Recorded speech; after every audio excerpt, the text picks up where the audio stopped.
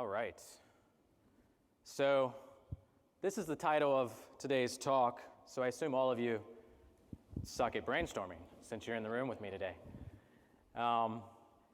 Subtitle, where the hell do ideas come from? What we're going to talk about today is not only brainstorming, but creativity, how to develop ideas. Brainstorming is, of course, just a creative process. It's the most popular creative process. Anytime we have a problem, anytime we need a big idea, we have a brainstorm meeting. It's a go-to corporate America staple, right? And they're not always so successful. How many times have you had a brainstorming meeting and it really changed your company? You know, everything changed right after that good one. It doesn't happen a lot, but what I want to help you with today is how to be more creative as an organization, as a team, as an individual, how to get better at developing ideas. So we're going to start where all creativity starts, with Pop-Tarts. The Pop-Tart, by the way, was a moment in time. And when I was about 8, they invented the Pop-Tart, the back of my head blew right off.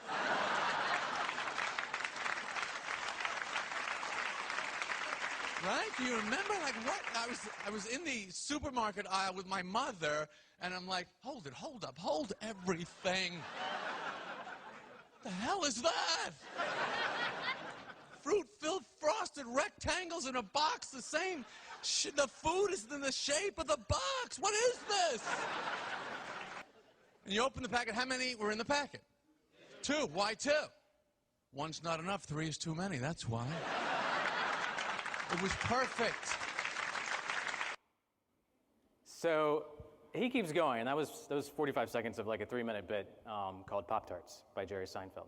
Now, Seinfeld is one of my favorite comedians. I think most people would agree he's a comedic genius, one of the best comedians in the world. These are his actual notes from that joke. The interesting thing about the Pop-Tart joke is how long it took him to write. How long do you think it took him to write that joke? Just shout it out. 6 months, a minute. So we're going long and we're going short. This is some extremes. It took him 2 years to write that joke. You can't really tell by the notes, but 2 years to write one joke. So, you know, I'm sure he didn't write it all in one sitting, or that's all he did for the 2 years. He had royalty checks to cash and brunch with Kramer and whatever Seinfeld does, I have no idea. But the point is that someone as talented, even someone as talented as Seinfeld, struggles with creativity, struggles with inspiration. So let's talk about the word inspiration. The word inspiration, we use it as the source of where our ideas come from, right? It means to inhale, the oldest definition of it. To inhale, to breathe in, to take life into your body. It's a very, poetic word, romantic word, and we use it that way. We use it very romantically. We use a lot of words to describe creativity on kind of a higher plane. We put it up on a pedestal, which is good, but it also makes it seem less achievable. It seems like it's hard to be a very creative individual. We think of people like Steve Jobs as a very gifted person. He was very gifted at creating new products. We think of J.K. Rowling as an inspired writer. We think of Jay-Z's new album as genius, right? We use these words that put creativity on a very high plane, and it makes a lot of people not try to be that creative because they just don't think they're on that level. When in reality, you can learn to be more creative, both as an individual and as an organization. There's a lot of research that's coming out in the last 5 to 10 years in studying creativity, which hasn't really been done before, and you can learn to be more creative. There's a lot of fundamentals that help us teach people how to kind of open their minds and how to bring in some fundamentals of creativity into their lives and into their organizations more often. So it's almost as though we treat creativity as a sort of magic. And one of the things I want to do is demystify that today. And the way we're going to demystify that is talking about these 3 fundamentals of creativity: freedom, scale, and friction. Those first 2, freedom and scale, are basically the creative process. It's the early beginning of the creative process, which is the most important part. That's where most of us screw up. That's why most of us suck at brainstorming, because we screw up very early, and then the rest of the process is just screwed. The last one, friction, is the inspiration piece. It's where ideas truly come from, connections between other ideas. So we'll start with freedom.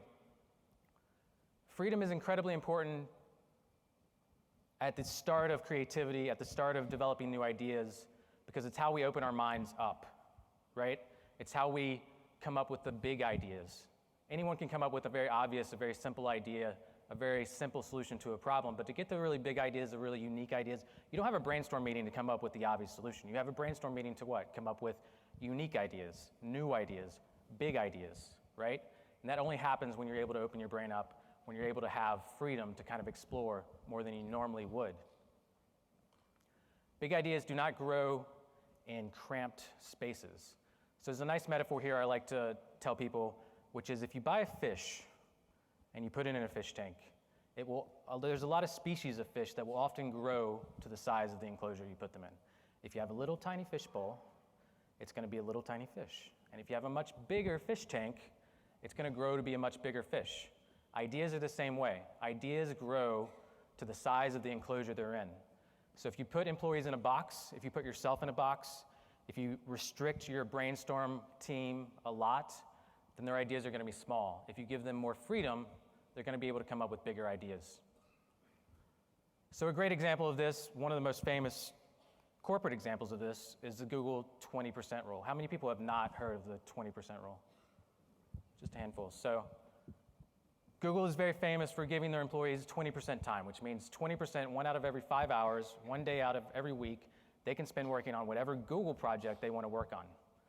It's been so successful for them, this freedom that they give their employees, that over half of their new projects, as of a year ago, come from 20% time.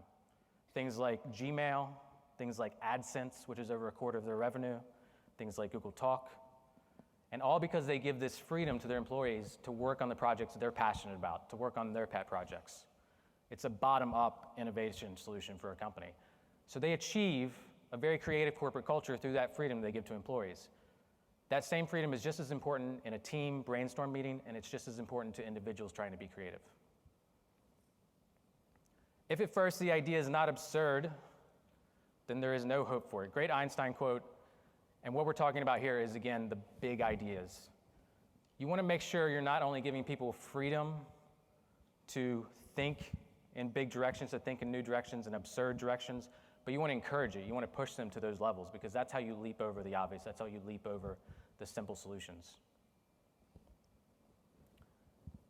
The people that coined the term brainstorm was the New York ad agency BBDO, and it was actually Alex Osborne back in the 30s. This is a photo of an actual BBDO brainstorm meeting in the 50s. This, very Mad Men style. It's not as glamorous as Mad Men, but it's very accurate. And the number one rule that BBDO had, and this has stayed true for a lot of brainstorm meetings today, and you'll hear it a lot of these meetings, is that there's no judgment, right? No criticism, no saying that does not, we don't have budget for that doesn't really fit in the scope of the project. In the early days or the early moments of a creative process, you want to have no restrictions on thought. You want to have as little criticism as possible. And this allows people to jump to those bigger ideas, to jump to as many ideas as possible, which is the next fundamental, scale. So once you're able to open your mind, once you've given people the freedom to really stretch their mental capabilities out, you then have to generate as many ideas as possible. No one ever invented the light bulb on the first try, right? You have to generate more ideas to get to that great idea. Ideas come from connecting other ideas, connecting other concepts. In order to get new ideas, you have to stretch as many ideas out of your system, out of your team, as possible. It's totally fine to fail. You just have to fail fast. Marissa Mayer, she said this while she was at Google, and now she's probably living at Yahoo a little bit. But what she's talking about here is the same thing, moving past mistakes, moving past simple ideas, moving past the obvious ideas, and learning from them along the way. One of my favorite examples of scale helping creativity is from Saturday Night Live, the Weekend Update skit. This is my favorite skit of SNL. I will often watch SNL and hate most of the skits on it and turn it away and say, I'll turn it back when Weekend Update comes on, because it's always funny. It's been on air since SNL's been on air. And the average Weekend Update airing, they tell 15 to 20 jokes. And they're usually, like I said, very high quality jokes consistently. How many jokes do you think they pitch to come up with those 15 to 20? I can't hear any of you. You got to speak up. 500, 200, 1,000. They pitch over 800 jokes. I don't have a Price is Right prize for whoever said 1,000, but over 800 jokes every week. Every week they have a live episode. That's over 50 times the number of jokes they need. And that number kind of is consistent across a lot of creative endeavors. 50 to 100 times what you need out of your creative process is what you should start with. So if you have a client that you need to take, if you're an agency, you have a client, you need to take a solution to them, and you know they typically reject the first one, so you better have 2 backups, you need 3 solutions. So you need to be brainstorming with 300 ideas, 150 to 300 ideas at the beginning of your process. It's a lot. But it's important to do that scale in order to get all the obvious stuff out of your system, in order for a team or for an individual over time to make more connections with more raw materials. Those ideas are the canvas that you're going to paint on, right? I call the process of a scale, of a volume of ideas, broadening or growing your canvas. Because those initial ideas are your room to work with, or your room to play later on in the creative process. So the more you have, the more room you have to play with. And there's no ceiling on it. 50 to 100 is just kind of a minimum. You can go as large as you want. So freedom and scale are the first 2 fundamentals, and they really encompass the beginning of a brainstorm meeting, which is all about getting a large number of ideas out there in the beginning.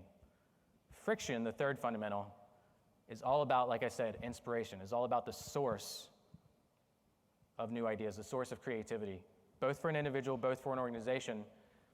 And friction and focusing on friction is how you're going to improve your own creative abilities. So friction, without getting too geeky or sciencey, mainly because I'm not smart enough, is 2 objects brushing up against each other, right? They affect each other. They might accelerate each other. They might deform one another. There's a push, there's a pull. They affect each other. Ideas are the same way. Ideas thrive on that friction. They thrive on the effect they get from other ideas. That's why when you get more ideas out on the table, out on the whiteboard, you're more successful in coming up with new ideas because there's more friction opportunity. So it was a little funny, I thought. Nobody? All right. I'll take that one out next time. So back in the day, there's this gentleman named Bernard Sadal. And back in the day when Bernard was working in his luggage company, he lived in a time where men would always carry the suitcases for their wives. Always. Very chivalrous. Probably still happens a little bit today, but it was always back then. So Bernard was on a vacation with his wife. He was coming back from that vacation. He was walking through the airport carrying 3 or 4 suitcases, struggling much like this gentleman in the image probably. And they came to the big opening in the airport, and he was starting to really feel the weight. Anybody that's carried something over a long distance before was starting to really feel it in his shoulders and his back. He wasn't complaining. He was being a man, but he was starting to feel it a little bit. And all of a sudden, he sees this employee for the airline pushing this machinery across the same space. Much heavier, probably like 10 times heavier than what he was carrying. It had no problem, was streaming past him, and it's because it was on wheels. So Bernard turned to his wife and said, "Why don't my suitcases have wheels?" And she probably said something smart to him. I don't know. He works for a luggage company for 20 years. It took him that long to think of it. But that day, he invented the wheeled suitcase, the first one. Bernard's company patented and sold the first wheeled suitcase.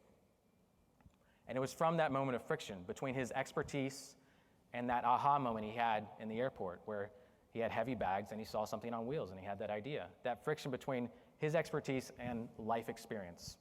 Ideas come from expertise brushing up against life experience.